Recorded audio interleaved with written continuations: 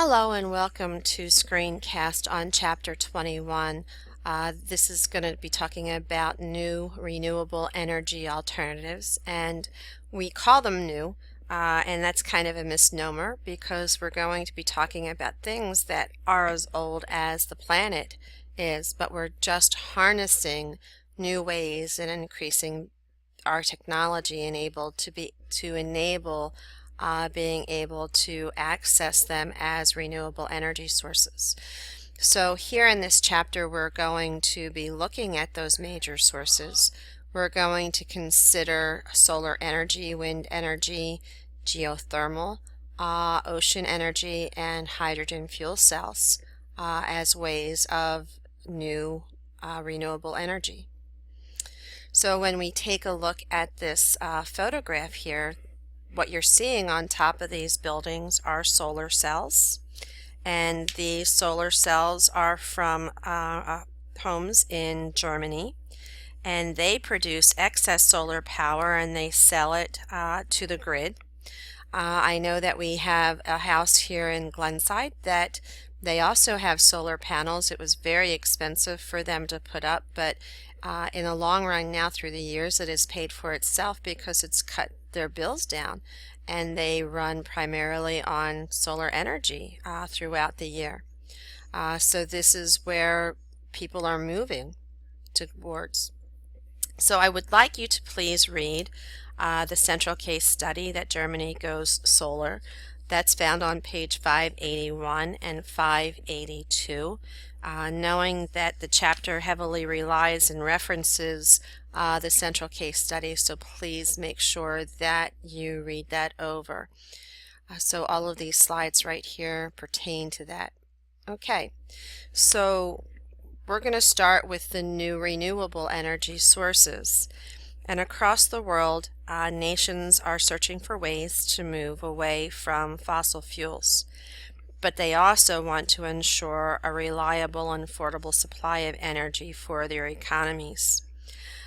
We know that fossil fuel dependence puts economic stress, high social cost, security risks, and health risks, and environmental impacts. And we're seeing that these things are continuing to intensify. So we need to look for new renewables. And these include energy from the sun, from the wind, the Earth's geothermal heat, and from the ocean water. And as I said to you, they're not truly new. They're as old as our planet. People have used these sources for many a millennia, but they're new because of three things. And one is they're just beginning to be used on a wide scale in our modern industrial society. So that's one of the reasons why they're new. The second reason is that they are harnessed using technologies that's still in a rapid phase of development. So we're just coming up with a lot of these technologies in order to be able to use them. And the third is they will likely play much larger roles in the future. So these are things that we're going to see much more of in energy use in the future years. The new renewable sources are growing very fast. They provide energy for all three types of applications, generating electricity, heating air and water, and fueling our vehicles. And their potential is enormous. Their contributions so far to our society has helped the energy budget remain small. We can look, and this is just globally, 1% of our global energy from new renewable energy sources is provided, where we rely 81% on the fossil fuels, and the nuclear power provides 6%, and the biomass and hydropower we talked about yesterday is up to 13%. Okay, so that's globally. So when we look at electricity and just electricity, how much do we get from these renewable sources? only 20% of our electricity comes from renewable resources. Hydropower accounts for 4/5 of that amount. Now let's take a look at the United States and consider that, because each nation is different. The U.S., the renewable energy comes from biomass and hydropower. In 2012, wind power accounted for about 15%, solar energy was 3%, geothermal energy was also 3%. The electricity generated in the United States from renewables, hydropower accounts for the most, as you saw. In 2012, wind power accounted for 29% and geothermal for 3%. So new renewable energy sources are growing rather quickly. And we can see this by these pie charts. 4 decades, solar, wind, and geothermal energy sources have grown far faster than has the overall energy supply. The long-term leader in growth is wind power. It's expanded by nearly 50% each year since the 1970s. In recent years, solar power has grown faster than wind, and sources started to show the cost levels were lowering as well. It will take them some time to catch up, though, to conventional sources. So here's some pie charts, and these show that 9% of the energy consumed in the United States each year comes from renewable resources in our top graph right here.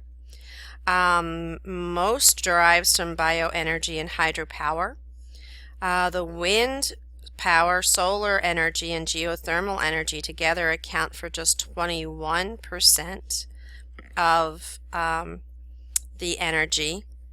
Similarly, just 12% of the electricity generated in the United States comes from the renewable energy sources, predominantly hydropower, that we're seeing. Okay, so this is our breakdown. In looking at this graph, the new renewable energy sources are growing far faster than the conventional energy sources. What you're seeing here are the average rates of growth each year between 2007 and 2012. So solar, look, has grown 60%. And then we've got concentrated solar power, 43%. So together, that's quite a bit. Wind power is 25%, and then we can break down the rest into lesser percents.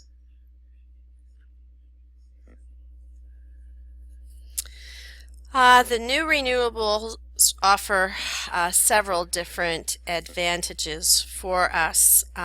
They expand because of growing concerns over the diminishing fossil fuel supplies that we've talked about.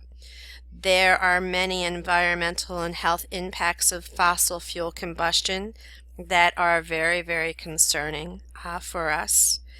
They are easier and less expensive to harness, and the new renewables promise several benefits. There's a whole list of benefits that we will get from this, and here's the list. They will help to alleviate different types of air pollution and our greenhouse gas emissions. The renewable sources are inexhaustible on timescales that are relevant to our society. They can diversify an economy's energy mix, which would help to reduce the price volatility and buffer us against restrictions in supplies of our imported fuels. And we wouldn't have that dependency on those imported fuels. The novel energy sources can generate income. We're going to see new employment opportunities available. We need people that can design and install, maintain, and manage these new developed technologies. We also need to be able to rebuild and operate our society's energy infrastructure and promise major sources of employment for our young people today. And we call these green collar jobs. And there's about 6 million people already working in these new green collar jobs. Let's take a look at these two graphs. Most of the renewable energy sources have market prices greater than those for non-renewable sources, and some are competitive. So this is what we're seeing in this graph, the renewable resources versus the non-renewable resources. And we can see how low it is and how much higher they're becoming. In this area, we're seeing renewable energy that creates the green collar jobs. So here's where most of the jobs are being created, and maybe that's something that you might want to consider doing because it is an up and growing field. Here's a wind power technician. What a wonderful view he has on top of that turbine. So our policies, we cannot wholly convert to renewable energy sources overnight. Okay, that's just the reality of it all, because we lack the infrastructure that's needed to transfer the huge volumes of power from renewable sources and do it inexpensively. We can overcome these technological and economic barriers if renewables are lent political support. So we need the governments behind these programs and supporting these programs. Renewable energy efforts do receive support.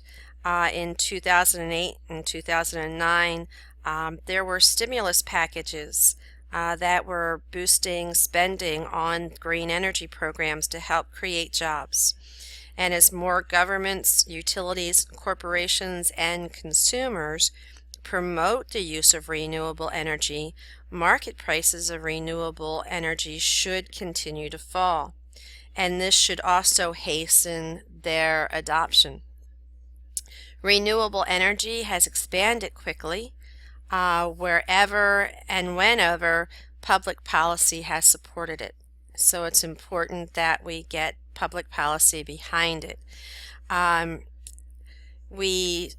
If we create financial incentives for businesses and individuals to use this renewable energy, it can hasten the spread of it, and governments can offset the goals and mandate that certain percentages of power come from renewable sources by a certain date. So government support can often result in private sector investment. People will begin to invest, private companies and organizations. This helps provide the finances to advance in technology that we have and have accompanied national and state policy that encourages renewable energy. In 2013, 120 nations and 36 U.S. states had set official targets for renewable energy use. Governments also invested in research and development of the technologies, and they lend money to the businesses as they start up. And they can also offer tax credits and rebates to the companies and individuals who produce or buy this renewable energy. So when a government boosts an industry with policies, the private sector responds, and they invest in the industry, and the investors recognize and enhance the chances of success and profit. We're going to stop here because we're running out of time on this screencast, and we will continue talking about these investments that can accelerate our transition. See you on the other side.